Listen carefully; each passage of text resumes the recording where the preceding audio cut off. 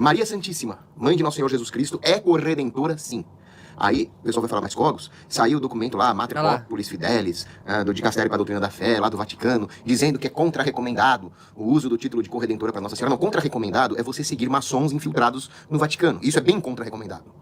Porque eu só conheço uma criatura que se rebelou contra as honras de Maria a ponto de perder o lugar mais alto do céu. Essa criatura é o cão, é o Satanás.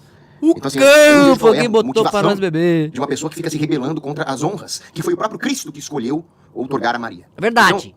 Então, quando você vai ler ali São Luís Maria Grignon de Montfort, ele fala muito bem, todas as honrarias que nós damos a Maria como criatura é pouco.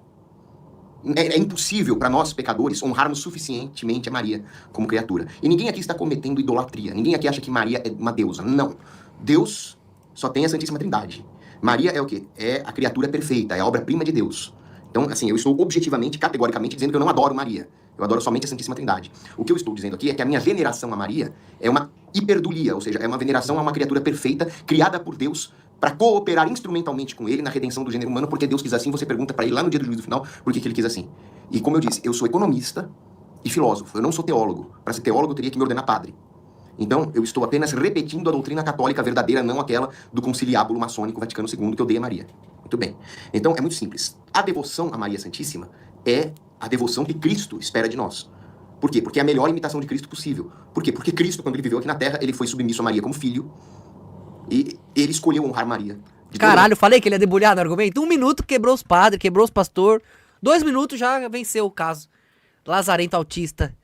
Ele é bom, filha da puta, nisso. É isso mesmo, né? Falou o quê? Cristo foi submisso a ela. A quem mais, né? Tipo, era a mãe dele, pô. Alguém poderia argumentar sobre o pai também, né? Mas de uma maneira geral, ele realmente deixou específico, deixou meio que claro a importância ali dela. E todo mundo viu que ela sofreu, né? Na cruz e segurando isso. Mas o comercial trocou aí, só lembrando, não precisa responder. Não sei, meu. É verdade, Vinha. Preservando-a do pecado original através do dogma da Imaculada Conceição, permitindo que ela fosse assunta ao céu em corpo e alma, como primícias de todas as outras criaturas, na glória do céu, onde ela foi coroada rainha do céu e da terra. Fui eu que fiz isso? Não, eu sou só um pecadorzinho. Quem fez isso foi Deus. Quem eu vou discutir com Deus? Pelo amor de Deus, né? Então, foi Cristo que escolheu que Maria tivesse essas honras. Ela é rainha do céu e da terra pela graça. São Luís Maria Grignon de Montfort, ele vai dizer o seguinte: Jesus é rei. Jesus é rei pela sua natureza divina. Jesus é rei pela sua conquista heróica, que venceu na cruz a morte, o pecado e o demônio. Ou seja, ele é quem realmente conquistou como um rei guerreiro. E Maria, ao cooperar instrumentalmente com Cristo na sua humildade, foi elevada à condição de rainha do céu e da terra pela graça. Ela é a mãe do rei. E na tradição antiga, ela era então, portanto, a rainha-mãe. Tem gente que não foi feita pra entender o quântico, meu. Tem gente que é do binário, que é das tribos, que é de Israel, que é das nações. Vocês têm que saber selecionar quem é quem. Mais do que tentar convencer a pessoa errada. Ela é. Então, esse reino que Cristo conquista é um reino que se manifesta interiormente no homem, nos diz São Luís Maria Grignon de Montfort. Logo, se rainha, mãe, é Maria, ela é rainha dos nossos corações, desse reino interior. Ou seja, é possível uma redenção sem a cooperação humana, sem o consentimento humano? Não. Senão você cai naquela unilateralidade do sola gratia protestante. Então, né? O que acontece de verdade? Maria dá o seu sim. E com o sim de Maria o verbo se encarna. Por Maria Cristo vem ao mundo. E através de uma devoção mariana nós vamos a Cristo. E aí Maria se torna a rainha dos nossos corações, governando para quê? Para Cristo, porque Cristo é o verdadeiro e único caminho para Deus Pai. Foi o que ele disse na Bíblia: eu sou o caminho, a verdade e a vida. Ah, então você está falando que Maria não é o caminho? Não, eu estou falando que Jesus é o caminho. Jesus é o único mediador. Jesus é o único redentor. Muito bem. Só que foi o próprio redentor, foi o próprio caminho, a verdade e a vida que escolheu vir ao mundo por Maria. Então ele me aponta que, para que eu receba os méritos de Cristo na cruz, eu preciso me unir à minha intercessora onipotente, que é a mãe do rei. Não é difícil entender. Por isso que existe aqui essa distinção. Lá, na primeira carta a Timóteo, capítulo 2, você vai ler: Cristo é o único mediador.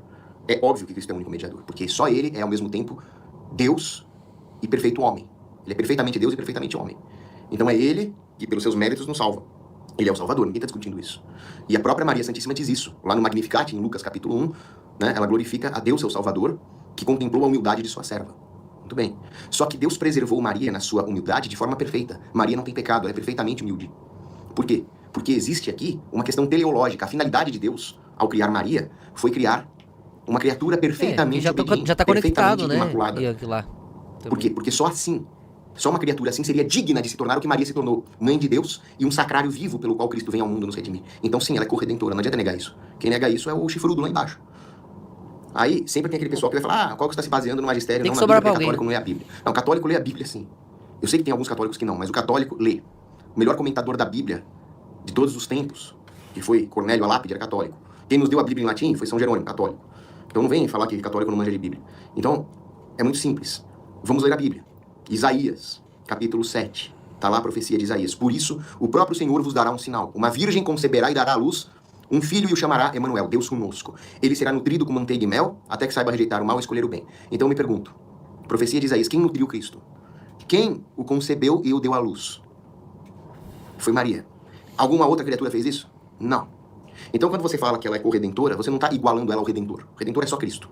Você está dizendo que é o seguinte, nenhuma outra criatura recebeu de Deus as graças de cooperar com a vinda de Cristo nesse nível. De forma tal que sem Maria, pelo menos nesse universo aqui, nessa linha temporal, não teria a vinda de Cristo. Cogos, e se Maria tivesse dito não, Cristo ia abandonar a humanidade? Não existe esse em teologia. O que aconteceu, Deus já previu de antes dos séculos. O que aconteceu foi que Maria deu sim. Maria foi a condição que Deus escolheu para vir à Terra. De forma tal que, sim, sem Maria não teria a vinda de Cristo. Então ela é corredentora, sim. Vamos ler mais da Bíblia? Primeiro livro de Reis, capítulo 18. Pô, fala assim, que chifrudo, eu tô sem as bebidas aqui, hein, mano, do Empório, com os potinhos novos pra eu beber e pra eu fazer propaganda. Versículo 44. Na 7ª vez o servo respondeu, eis que sobe do mar uma pequena nuvem, do tamanho da palma da mão. Elias disse-lhe, vai dizer a Acabe que prepare o seu carro e desça para que a chuva não o detenha. Profeta Elias. Sabe o que é isso? Isso é a profecia do Monte Carmelo. Maria é a nuvem. Cristo é a chuva. Quem é que realmente salva as plantas? Quem é que realmente mata a sede? É a água. Mas quem traz a água? É a nuvem. Tem chuva sem nuvem? Não. Então você poderia dizer que a água... Mas aí alguém ia falar, mas quem traz as nuvens? O ar. E quem traz o ar? Aí, mano, o sol que evapora o negócio. Quem traz o sol? Aí... Mas tá bom, entendi a premissa, tá bom. água irriga, mas que a nuvem é uma co-irrigadora? Sim, poderia dizer isso. É o que está na profecia lá de Elias.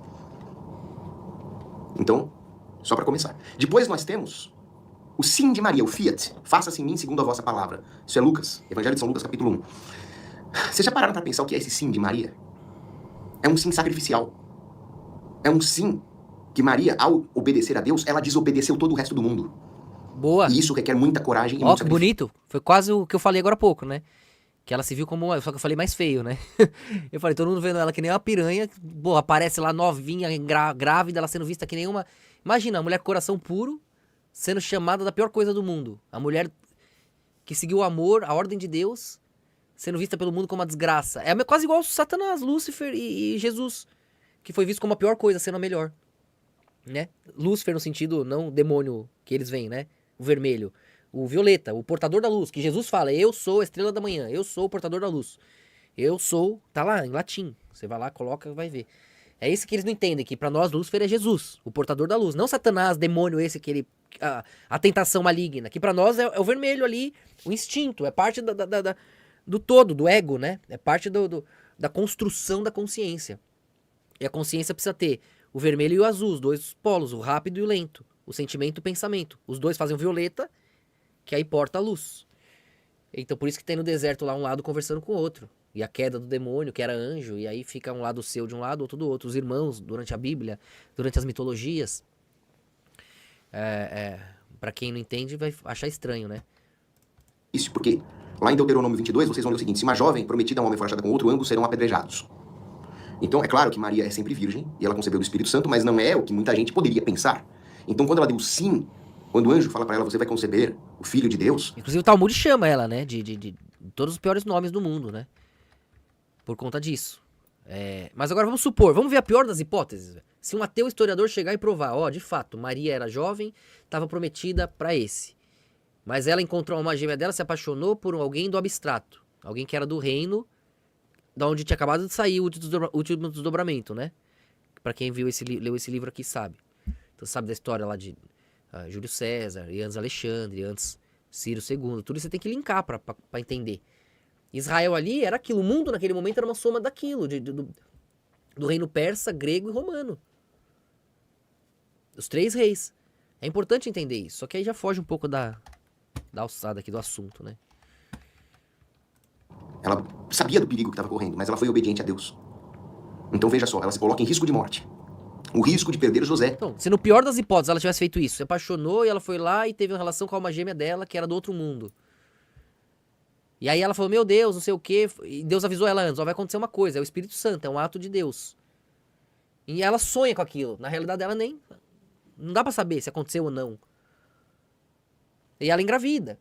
Sabe aquela coisa que fica meio... Conscienciologicamente falando... pode ter sido num ritual, numa experiência, seja como for que o Espírito Santo quis plasmar aquilo. O coletivo dela estava travado. Pela hipocrisia, pela mentira. O Talmud já existia, mas não estava anotado. Deus não podia ficar preso na Cabala, não podia ficar preso não era Cabala ainda, mas no entendimento oculto, que ele proibiu para Israel descobriu e abocanha. Deus sabia daquilo. Aquilo se torna uma pedra para que ele pisasse e desse a volta. Então o abstrato, através do paradoxo da traição, que é o nome desse livro aqui, ó, Mulheres Bíblicas, o paradoxo da traição. Maria, uma traidora para Israel. Ela deixou entrar o espírito por fora e deixou o espírito escapar. Aí Jesus dominou o mundo.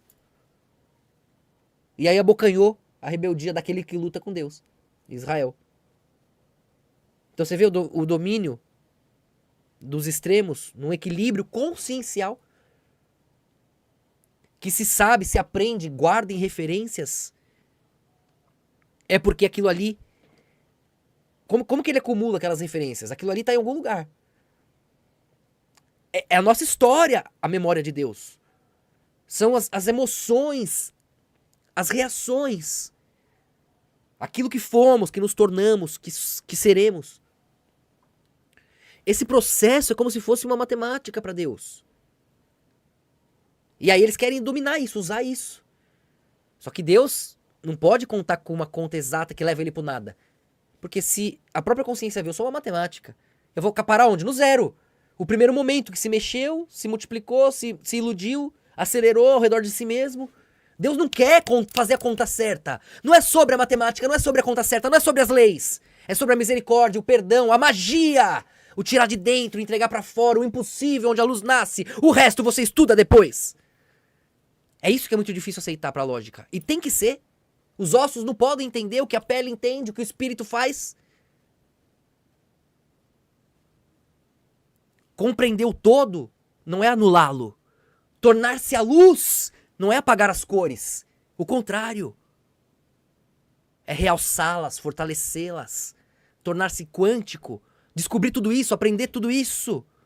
Não é atropelar o resto, não. É mostrar o quão importante eles são. Naquilo que eles fazem, que eles fizeram, que eles farão. Mostrar que aquilo que a gente sempre teve. O cafezinho na mesa, com a sua avó, com a sua mãe, com alguém que você ama. Aquelas pequenas coisas da vida que nunca voltam. Aquilo é a obra que a gente despreza todo dia. Que tomam de nós, que podia ser muito mais feliz. Às vezes te falta o pão, te falta o café. Às vezes é briga, é choro, é lágrima. Onde poderia ser sorriso, união. Porque tomam o que é nosso. Eu entendo, eu compreendo. Mas sem a coragem de entender que isso é parte da jornada, você também não tem a coragem de recuperar o que lhe foi tomado. Porque parece que você está à mercê do acaso. Mas não. Até a dor é parte da jornada. Porque é isso que te mostra o alívio. É aquilo que te mostra o que você é. O tanto que Deus confia em você para carregar na escuridão a luz dele. O quão longe, o quão fundo você caiu, lá você levou a luz, desde que volte.